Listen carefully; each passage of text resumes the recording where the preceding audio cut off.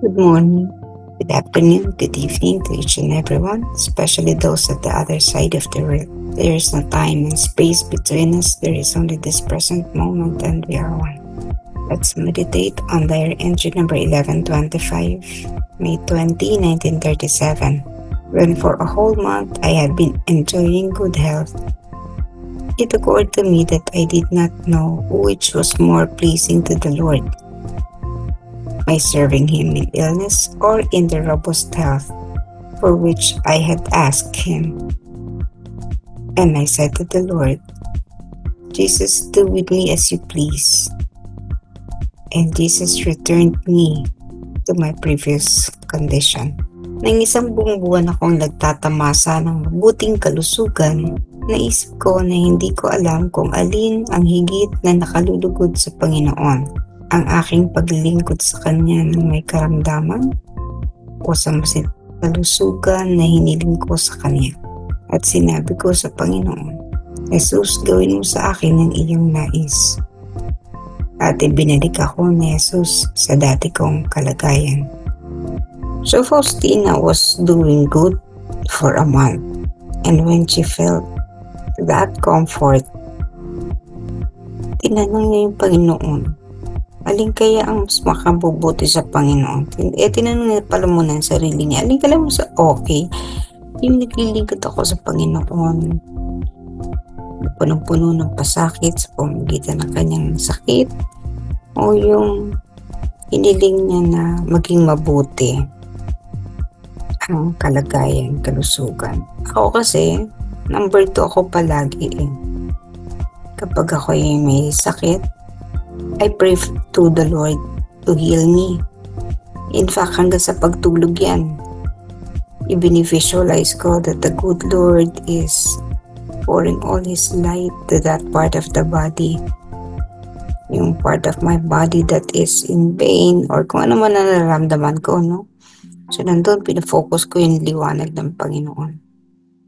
That is intended to heal me. So, ibig sabihin, yung aking request, Lord, heal me. Pag bago ako matulog, nakapikit ang mata, Lord, please heal me. So, it remains in my consciousness hanggang sa nakakatulog ako. Hanggang pagising ko, no? Yun. Kasi yun yung iniwan kong thought. Yun din yung gigising ako. Yun din yung thought. Lord, please heal me. And true indeed, akin pong, kaya ganun ako isa sa ginagawa ko pag may sakit. Now, Faustina, for her part, this was the first time she said that she asked the Lord for good health. Kasi sabi niya, or in the robust health for which I had asked Him.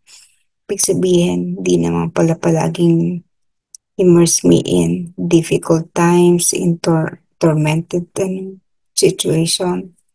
Di naman pala palaging ganun. There was also a time pala that she asked the Lord for good health.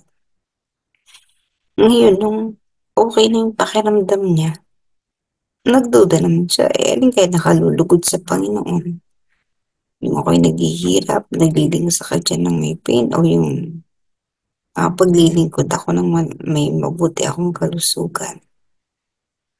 So, kung hindi ako nagkakamali sa intindi ko, unawa, Jesus returned Faustina to the previous condition.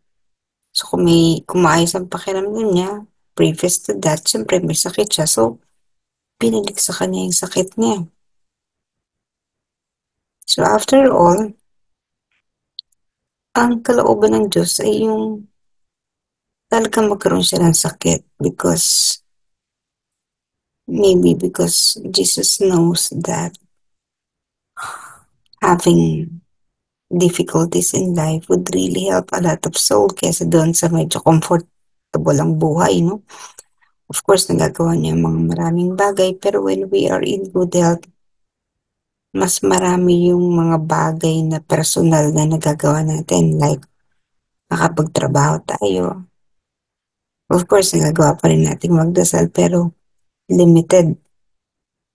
Mas maraming oras natin sa mga personal na mga kaabalahan.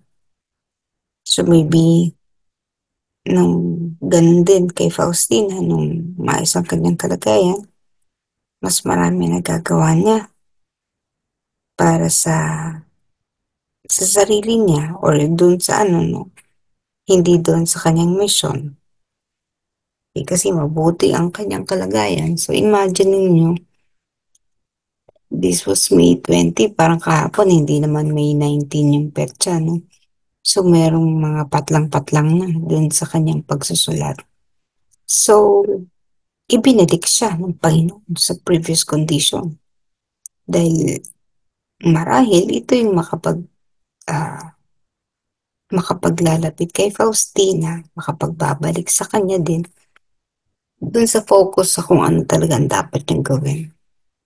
Hindi nabanggit kung natuwa si Faustina, but definitely hindi naman niya kinasama ng loob mo. Kasi siya din naman ang nag-provoke na, ano ba ang gawin mo nga sa akin, Lord, kung anong gusto mo.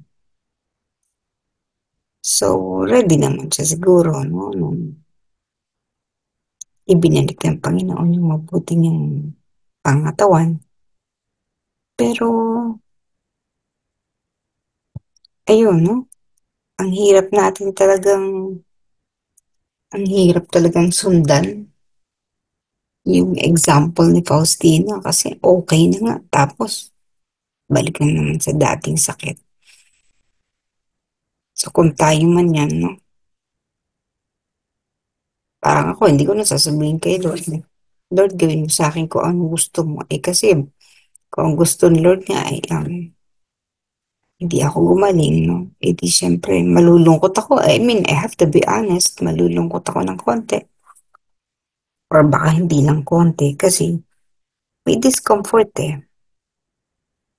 Nasasanay naman tayo. Ako, for instance, nasasanay naman ako na nakakapaglingkod ako ng maayos ang aking kalusugan. Kasi kapag may sakit, nakafocus naman ako sa pagpapagaling ng sarili ko. Hindi doon sa paglilingkod. So maybe that's the difference between Faustina and I. Ako nga po, pag may sakit, di nakafocus ako sa healing myself. Si Faustina, kapag may sakit, nakafocus. Mas maraming oras niya dun sa kaluluwa. So, magkabaliktad ano po. Although, hindi rin naman siguro on my part, napakalaki ng ibinabahagi kong oras doon sa paglilingkod kapag maayos ang kalusugan. That's also my request to the Lord na bawasan yung mga bagay na makaabalahan na intended not for the souls, kundi para sa kasalukuyang kalagayan sa mundo. Like pag-ayos na kung ano-ano, pagkagawa na kung ano-ano. Mga ganun ba? Of this world yan. Hindi yan related sa mission. So, hindi ko alam sa sarili ko, no? Pero, yun kay Faustina, she would prefer, although she asked to be healed, but still, nasanay na rin naman siya na may sakit. So when Jesus returned her to being ill, she welcomed it. Nang welcome sa kanya yung ganong kalagayan. Ganun yung mas effective sa kanya. Ganun yung mas nakabubuti para sa kanya. At siguro naman din sa atin, no? Kung tatanggapin lang natin ating mga paghihirap. Kasi dumadating naman yan. Hindi naman na everything that is happening into our life are meant to happen. So, kung nahihirapan tayo, bahagi yun. And if we ask for the resolution of these sufferings, bahagi din sa ating buhay. But, kung medyo matagal ang ating matagalan yung paglagpas natin sa ganang sitwasyon na napakahirap, let's just thank the Lord that all these things are helping more people be saved. Nakatulong tayo para makapagligtas sa maraming kaluluwa um, kapag natin, ginagawa natin at iniaalay natin, we offer our suffering, we unite our sufferings the sufferings of Jesus. May we be inspired, but sana, sana din, ano lang, kung ano nga yung sufferings natin, then let's just offer it to God. It's up to each and everyone to ask Jesus, Lord, kung mas makabubuti na may sakit ako, di balik mo ako sa ganong kalagayan. Kung makabubuti na ako yung malusog ang pangatawan, so be it. So let the will of God take place in our life.